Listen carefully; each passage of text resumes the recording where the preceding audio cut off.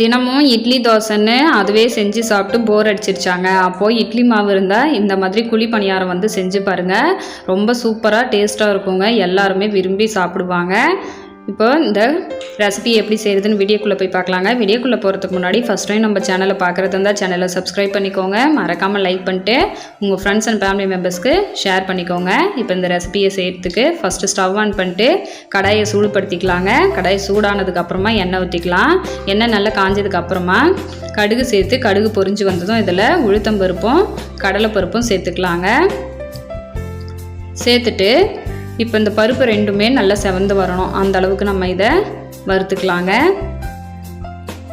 பருப்பு செவந்து வந்ததுக்கு அப்புறமா பொடியாக கட் பண்ணி வச்சுருக்கிற வெங்காயம், பச்சை மிளகாய், கருவேப்பிலை இது மூணுத்தையும் சேர்த்துக்கலாங்க.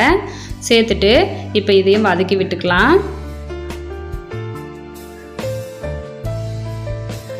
வெங்காயமெல்லாம் நல்லா சாஃப்டாக வதங்கி வரணுங்க.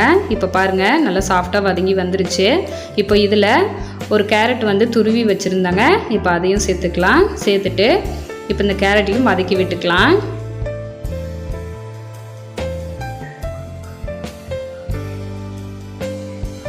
இப்போ இதெல்லாம் நல்லா வதங்கி வந்துருச்சு.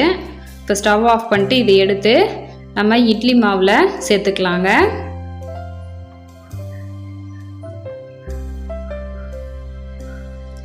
சேர்த்துட்டு இப்போ இதை கலந்து விட்டுறலாம்.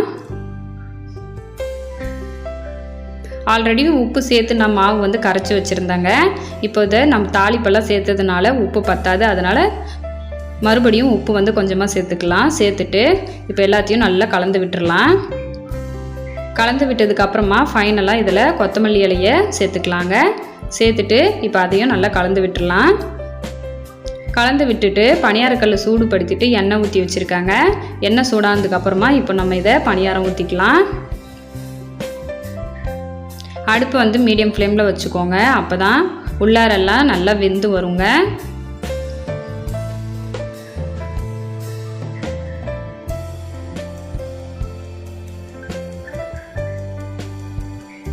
இப்போ பாருங்கள் ஒரு பக்கம் நல்லா வெந்துருச்சு. இன்னொரு பக்கம் திருப்பி விட்டுக்கலாம்.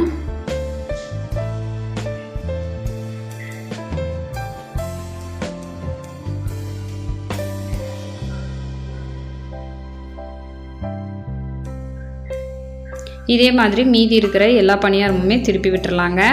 திருப்பி விட்டுட்டு ரெண்டு பக்கமுமே நல்லா வெந்ததுக்கப்புறமா நம்ம இதை வெளியில் எடுத்துடலாம். நல்லா சூப்பராக வெந்து வந்திருக்கு. நல்லா பொன்னிறமாக இருக்குங்க. இப்போ இந்த பக்கமுமே நல்லா வெந்து வந்துருச்சு. இப்போ இது எல்லாத்தையும் நம்ம வெளியில் எடுத்துடலாம். இந்த சென்டரில் இருக்கிற பணியாரத்தை மட்டும் சீக்கிரமாக எடுத்துருங்க. ஏன்னா அதில் நல்லா அனல் வந்து உரைக்கும். அதனால் சீக்கிரம் வெந்துடும். அப்படியே விட்டோம்னா கருகி போயிடும். அதனால் ஃபஸ்ட்டு அதை எடுத்துகிட்டு மீதி சுற்றி இருக்கிறது எல்லாத்தையும் எடுத்துடலாங்க. எடுத்துகிட்டு ரொம்ப சூப்பராக பணியாரம் வந்து ரெடி ஆகிடுச்சு பாருங்கள். ரொம்ப சிம்பிளான ரெசிபி, அதே சமயம் ரொம்ப டேஸ்டியான ரெசிபி. எல்லாருமே விரும்பி சாப்பிடுவாங்க. சட்டுன்னு இதுக்கு ஒரு சட்னி அரைச்சிட்டோன்னா முடிஞ்சிருங்க வேலை. அவ்வளோ சூப்பராக இருக்கும். கண்டிப்பாக நீங்களும் ட்ரை பண்ணி பார்த்துட்டு எப்படி இருந்ததுன்னு மறக்காமல் கமெண்ட்டில் சொல்லுங்கள்.